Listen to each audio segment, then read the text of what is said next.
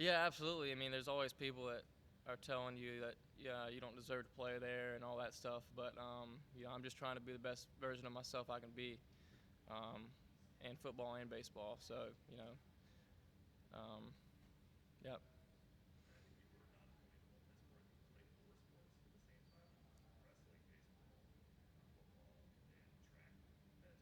Yes, sir. I did. So where do you get the energy or the compulsion from playing all those sports? Why were you playing them? I just love to compete. No matter what it is, what sport it is, I love to compete. And I just like to win. So again, yeah, no matter what sport it is, track, wrestling, football, baseball, I just love to go out there and compete. I would play football and track in the same season, um, and I wouldn't really go to track practice. I just love to go out there and run because I love to compete against each other and just have fun while doing it.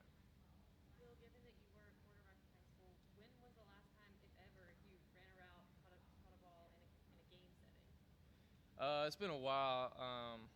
I played slot receiver my freshman year of high school a little bit.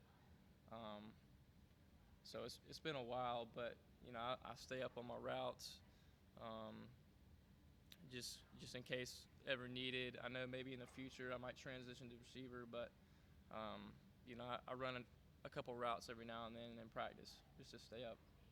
Had you had a lot of practice returning punts before you got here? I have not. They didn't really let me do a whole lot in high school because I was a quarterback. Early on in my career, freshman sophomore year, I returned kickoffs, so I had a little bit of experience. But yeah, I love doing it. How similar is that as catching a fly ball? It's actually very similar. I kind of caught on quickly. Um, Coach Sweeney and all the special teams coaches were kind of helping me trying to figure out the first couple of days I was doing it, but they did a great job of coaching me up, and I was able to catch on to it quickly. And yeah, it's very similar because I've been doing it my whole life with baseball. Just kind of keep your feet moving through the ball, and um, yeah, just camp under it. Yeah. Like during fall camp, when you would hear from media and you would be here catching punts, were you trying to get actually working? I mean, how much did you kind of have an idea like put this work in when you play against Georgia in the first game? Do you feel prepared, or did it feel like a lot to see 70,000 people out there when you're catching a punt, or kind of how comfortable were you?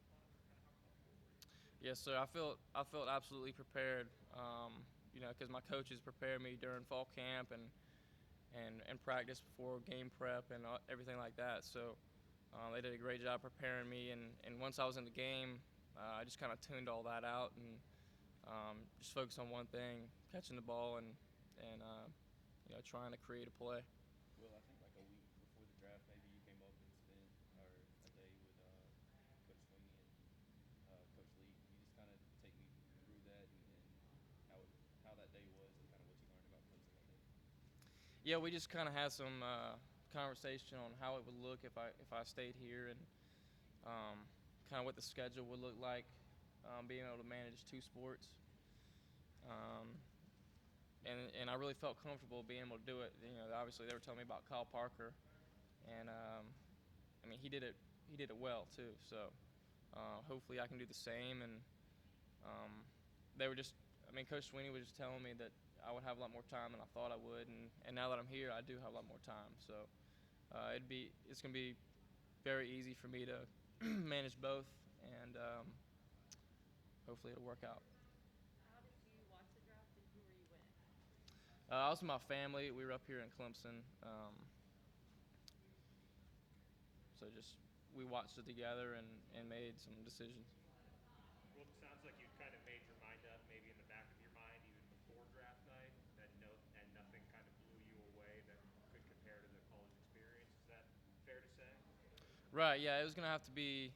Um, you know, I've heard the term life changing, but I mean that's true. But also, it was gonna have to be a perfect situation for me to leave this place, which is phenomenal in everything: academics, athletics, and really just the culture around here is really special. Will, how long have you been as freshman, and maybe how much have you been well aware about the team? Where do you feel most comfortable? What position? Really, wherever the team needs me, wherever I can contribute the most, quarterback, wide receiver, special teams. It really doesn't matter to me. Um, I'm just here to help the team succeed. Do you feel like you're still a ways away from being able to go out and you could play like a full game at slot? I know you said you're just taking a few routes, but as far as playbook and that kind of stuff, do you feel like you're still a ways away, or do you feel like you could do that pretty soon? I definitely have some work to do. As far as the receiver standpoint, I know the routes and everything, all the plays, but as far as the skill work at receiver, I still have. I just got to get more experience there and more confidence. Just in terms of your first home game, I mean, was it a dream as a kid to run the rock and run down the middle and return punts and all that stuff you did, or how was that? It was awesome experience. Just to see a sellout crowd there. With the fan base we have, it's very easy and very fun on Saturdays to go out there and play in Death Valley. Just knowing that, you know, everybody's going to show up and it's going to be an awesome experience. Being a Columbia guy, did you have any interest in South Carolina, or did they have any interest in you? I actually did not. So it was a couple other schools in Clemson, and it was a pretty easy decision for me. Anything from anybody on Zoom? Hey, Will, Trevor Gross from CUTigers.com. The Rangers took a chance and drafted you, even though they knew that you were likely coming to Clemson. What did they say to you about why they took a chance on you? It was more of a, they just told me that they liked me as a person, as a player, and they thought I had a bright future.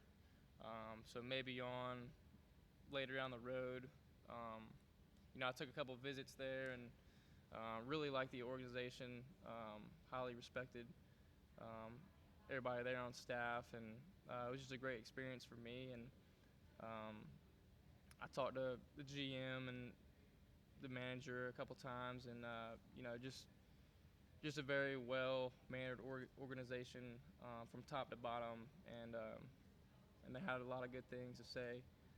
So they just picked me last pick, their last round, knowing that I probably wouldn't go, but anyway. And what's it been like working with a college football Hall of Famer and Coach Spiller on punt returns? And he had a similar run against Georgia Tech down the sideline, one that you had on your punt return. Have you seen that clip? I have not, but I'll go look it up right after this. But it's been great. Coach Spiller has been great. Just being coached by a Hall of Famer is something special. Not many people get to do. And I think I've formed a good relationship with Coach Spiller the last couple weeks. Just getting to know him personally, and he does a great job with all the returners and preparing us for everything we need to know about every situation. Lastly, Hunter Renfro was a quarterback who transitioned to wide receiver. Obviously, did that real well. Had a big game on Monday Night Football last night. Is he a guy that you try to emulate a little bit? Definitely in certain areas. I know he was a great person, a very likable guy, and he was just a baller on the field.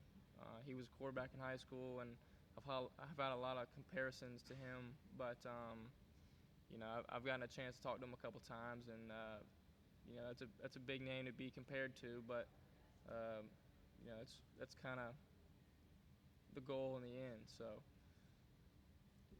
All right. Thank you, Will. Thanks, Will.